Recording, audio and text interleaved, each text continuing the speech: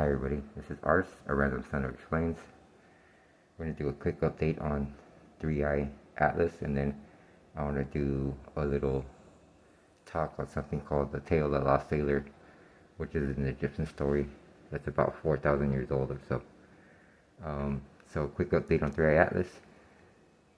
It's been reported that there is no tail now, meaning that the tail is exhibited as it approached the sun, which, if you saw my other video, was facing the wrong direction.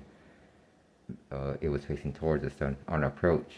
Now there's no tail visible, and the factor brightness increase has been downgraded from 9, which I reported earlier, to a 5 times factor increase. So meaning that as it approached the sun, it increased in brightness in the visible light spectrum by 5 times.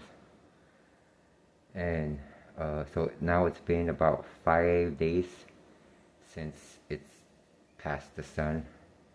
So there is a couple images online. If you look them up, you'll see. But as being able to be observed with a telescope says it will take a little while longer because of the brightness of the sun. The images out now are filtered, because the sun is pretty bright. So that's my update on 3-eye Atlas. There's no more tail, and the brightness has been downgraded. Okay, so now the Tale of the Lost Sailor. This is the oldest known story, written story. Again, I need to clarify that because, like I said in my other video, my minor was ancient literature, and so I read a lot of stories. I read a lot of stories, and so this is one of the oldest stories that is about a person. It's not a king, he's not a god, he's just a regular person. He was a passenger on a boat that encountered a storm, and he washed up on I think in the book, in the story, it says it's an island, but a real quick factual basis for the story, because it's considered to be a fanciful story at the moment. There was a tribe of people in Lebanon known as the Phoenicians. They were the city of Tyre. They were the Mediterranean's most advanced sailors. As far back as about 3,500 years ago, they circumnavigated Africa at the request of the Egyptian pharaoh and made a crude map of it. According to the Romans, which came along a lot later, the Phoenicians also had a city on the outer coast of Spain named Cadiz, that, according to the Romans, because there's no Phoenician records that survived the Roman onslaught, that this is the city where the Phoenicians outfitted their largest ships for trade in faraway lands. I think the translation was faraway lands, or it might have been unknown lands.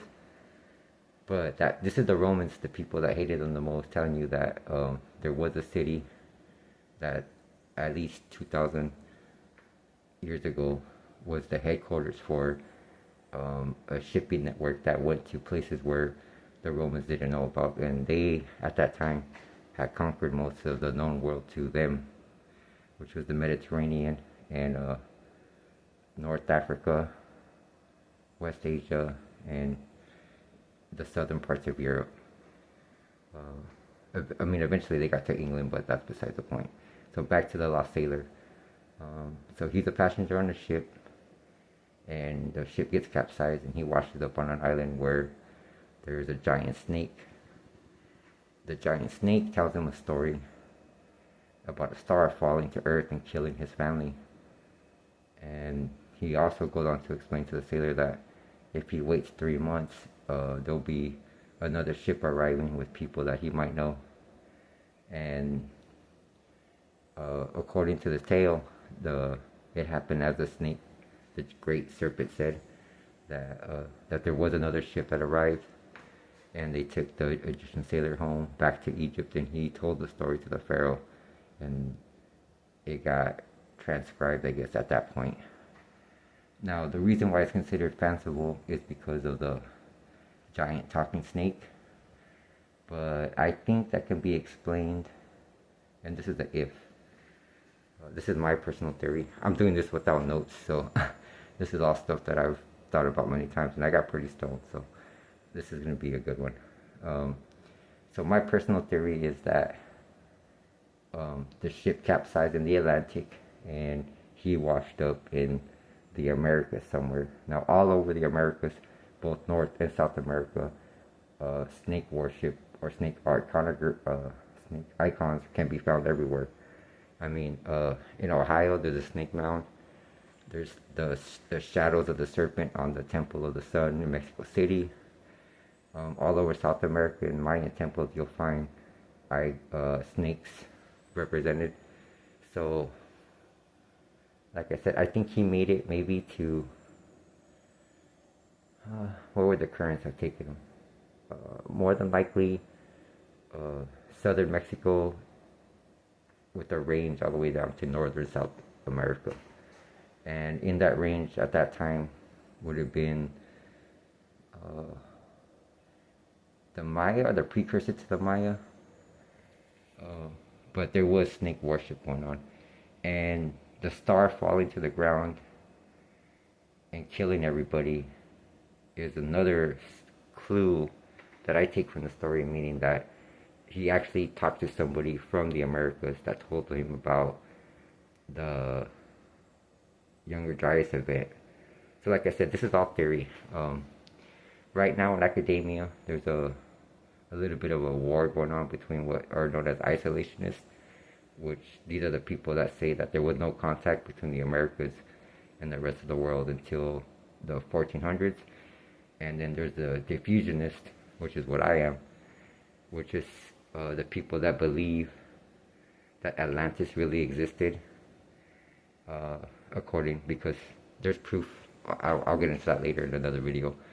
And that after the Younger Dryas events, which destroyed or wiped out the people in Northern Europe, Northern Asia, and North America, because that's where all the damage was seemed to have been found. They, interestingly enough, the Aztecs tell the story where they walked down from Aztlan. They walked from Aztlan. Now, if you take Aztlan and Atlantis and you compare them, they are really similar in spelling, and etymology is also another one of my favorite subjects, which is where the words that we use come from, over time, how they change, spelling, meanings, all that type of stuff. So like I said, the Aztecs tell a story that they walked from Aslan. The Egyptians told Herodotus and accurately describe with the time frame about Atlantis being destroyed. Then you have the tale of the lost sailor, which I was covering earlier, where the sailor goes to what I think was the Americas, and he hears from the people there, or the giant serpent, which would have been the emperor of the civilization that he encountered, telling him about a star falling to the ground and killing his whole family. There's other stories about a star falling to the ground and bringing death. There's a story from the California tribes that talk about a jealous dog bringing death to the world because he was jealous of man. And interestingly enough, about the comet that is thought to have taken out, that caused the Younger Dryas, is that it would appear to have come from what is known as Sirius, the dog star. And another thing about Sirius is that all over the world it's called some type of canine. It's either called the dog star, in some cultures a wolf, but it's always a canine related animal. The same star all over the world. That's another clue that the diffusionists like myself use to explain that there was some type of interconnectedness between the world. Going back to the Phoenicians and their sailing capabilities. Like I said, according to the Romans, they sailed to parts unknown all over the world to trade. They were also had mining operations because they were big producers of bronze. This is the Bronze Age era. And in bronze, you need tin and copper. And in the Americas, interestingly enough, there's a lot of copper. In Britain and Afghanistan, there's a lot of tin. You need copper and tin to make bronze. So there was copper mined from the Americas that, as of yet, is unexplained where it went. But like I said, my theory is that it was mined and traded with the Phoenicians. There's also a story that comes from the Great Lakes tribes about the red and white brother. And he describes the white brother as having a ship with a white sail and a red cross on it, which, going back to the Phoenicians, they flew two types of sails on their ships. They flew the white sail with the red cross, or they flew a black sail at times of war. And so, I mean, there's numerous clues that show that the Phoenicians traveled to the New World, or was described as the New World by the isolationists, and traded with them. Part of the reason I think that the Aztecs thought Cortez was not really a god, but they thought that he was one of the old Phoenician traders, because they traded all over the Americas, I think, is that his ship, or his three ships, flew the same flag. It was a white field with a red cross. And going back to the story from the Central American Native Americans, they tell the story. The whole story is that the red and white brother grew up together, and the white brother left because he had wanderlust. And when he returned, the sign of the cross was a sign that he had been corrupted. And so the red brother was not supposed to trust the white brother. And this is before contact with the Spanish in the 1500s and 1600s, later on with other northern Europeans. This story is much older. I believe it's about 2,000 years old, the red and white brother. The dog bringing death to the world story I told you earlier, that story is about 10,000 years old. That one I learned as a child. There's also the story of A.R.S.E, which that encapsulates the dog story in the Western Native American tribe stories. So going back to the Lost Sailor, he returns to Egypt. He tells the story. It gets written down, and later on, the scholars, in quotation mark scholars, can't figure out where he ended up in the shipwreck, and they propose many areas in Africa and Europe, maybe, but like I said, to me, the clue that he made it to the Americas was the snake, or the giant serpent that he talked to. What else? I'm trying to get back to yeah, I'm thinking that's pretty much it. So, like I said, in my opinion, the isolationists are wrong, and that's more of a Eurocentric view, because they were the last group of people to leave their home continent, you know what I'm saying? Besides being, and they left rather late. Like I said, it's only been 500 years since Europeans started traveling the world. Before that, you have the Silk Road, which was the Chinese trading route from China all the way to Afghanistan, and that trading route is 5,000 years old. You also have the West African tribes, which were known as the Golden Triangle, and they had explorers that traveled to Mecca about 500 years before Columbus made his trip across the Atlantic. And that trip from, I believe it was the Ivory Coast, but I would have to double check that, all the way to Saudi Arabia, was a lot farther than Columbus's travel from Portugal to the American Caribbeans. So, like I said, I think it's rather plausible, or more than plausible, that there was a civilization that predated the Younger Dryas that connected the world. And then after that, you have the Phoenician sailors that were really adept at their craft. And according to the Romans, like I said, they traded in places unknown to the Romans far away places, like I said, to accurately describe the Roman quote. And the reason why I say the Romans hated the Phoenicians is because they just completely destroyed their cities, like they leveled them.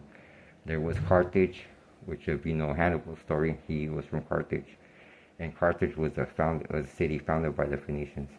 That city was destroyed first. They went to Tyre. They destroyed Tyre. The story of that is pretty interesting too, how they took down Tyre. And then you have the Spanish mining operations that were run by the Phoenicians that the Romans took over. But they were there at least 3,000 years ago. Some people say up to 4,000 years ago, that there was people from West Asia mining copper, bringing it back to West Asia, and getting tin. I mean, mining tin in Spain and England and Afghanistan, and mining copper in the Americas. They're bringing it back to West Asia and making bronze. So, like I said, it's a pretty interesting tale, the tale of the Lost Sailor, and like I said, its most significant factor is that, like I said, it's the first story that was written down that was just about a regular person. You know, he wasn't a king or a god or anything like that. He was just some dude on a shipwreck that eventually made his way back home and told the story. And it was a rather interesting story too, I think, because I think it's proof that the Americas and the European, West Asian, and African people were aware of each other at least 4,000 years ago. So, like I said, that was my little talk on the tale of the Lost Sailor and Diffusionism and a couple other things. So, I want to say namaste because my cats are awake again. And so, good night, y'all, and like, share, and subscribe. So my next video, I'm thinking, is going to be on Troy, which is pretty interesting. And so I'll see you guys then. Bye.